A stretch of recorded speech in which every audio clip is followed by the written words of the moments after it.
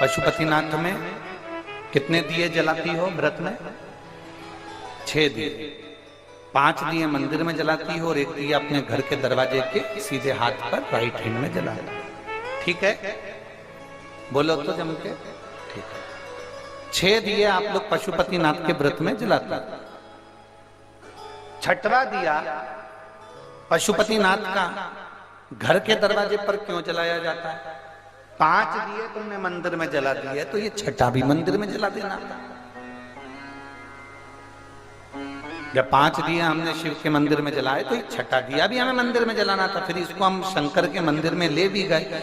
और अगर 6वां दिया तुम्हें घर में जलाना था तो घर के अंदर ही रख के आ जाती, फिर इसको मंदिर लेकर क्यों गई? कोई पूछे तुमसे कि ये सियोर वाला महाराज तो नए नए व्रत बताते रहता है, सियोर वाला महाराज नए नए काम बताता रहता है, लोग हमको टोटका वाला महाराज भी कह देते हैं, ताने भी दे देते हैं, पर उनको नहीं मालूम कि दशरथ जी के घर में जब औलाद नहीं हुई तो उन्होंने गुरु बाबा से कहा था और गुरु बाबा ने कोई उपाय कराया तो क्या वो टोटका था?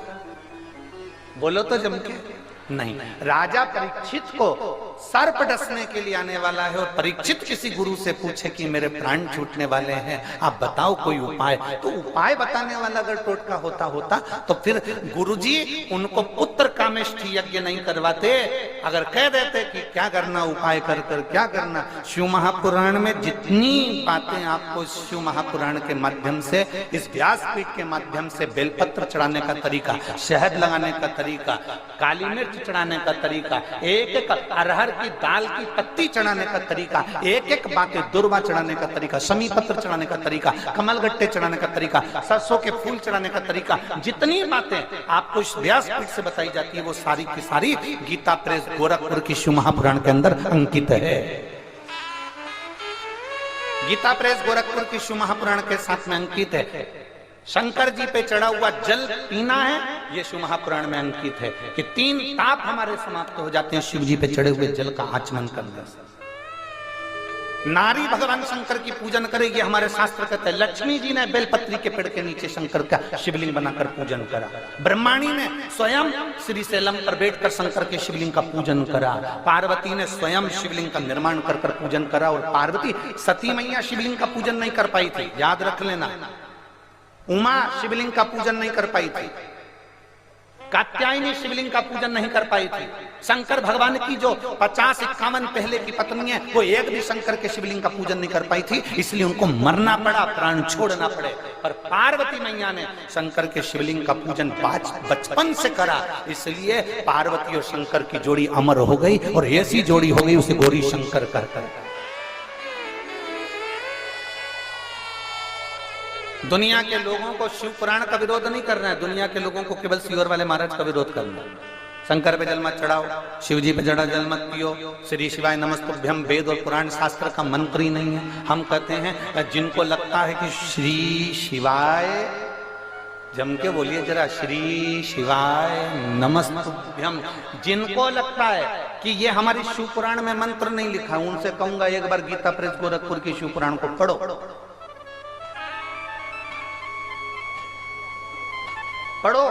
उसमें लिखा है श्री शिवाय नमस्तुभ्यम, विद्येश्वर संहिता के अंतर्गत लिखा कि इस मंत्र का मात्र श्री शिवाय नमस्तुभ्यम मंत्र बोलने वाले के मुख का भी दर्शन कर लो तो ना जाने हमारे कितने पाप नष्ट हो जाते हैं और अश्वमेध यज्ञ का पुण्य फल प्राप्त हो।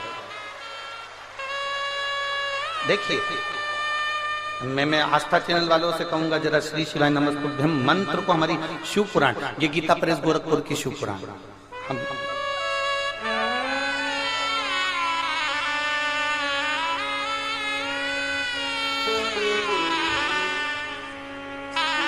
देखिए शिव महापुराण में गीता प्रेस गोरखपुर की शिव महापुराण के अंदर श्री शिवाय नमस्तुभ्यम कौन से पृष्ठ पर लिखा है तो हमारी उंगली चल रही है, उस उंगली को जहां चलाया जा रहा है वहां पर आप लोग स्मरण करेंगे। विद्येश्वर संहिता, विद्येश्वर संहिता पृष्ठ संख्या 77,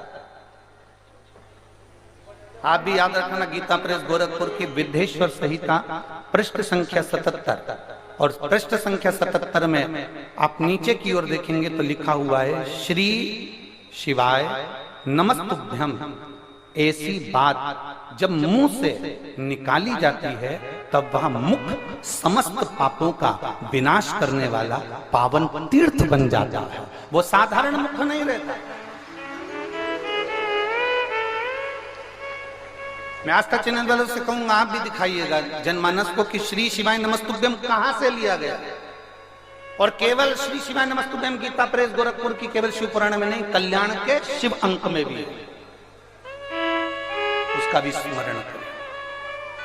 विद्येश्वर संहिता के पृष्ठ संख्या 77 में श्री शिवाय नमस्तुभ्यम, ऐसी बात जब मुंह से निकलती है तब वह मुख समस्त पापों का विनाश करने वाला पावन तीर्थ बन जाता है।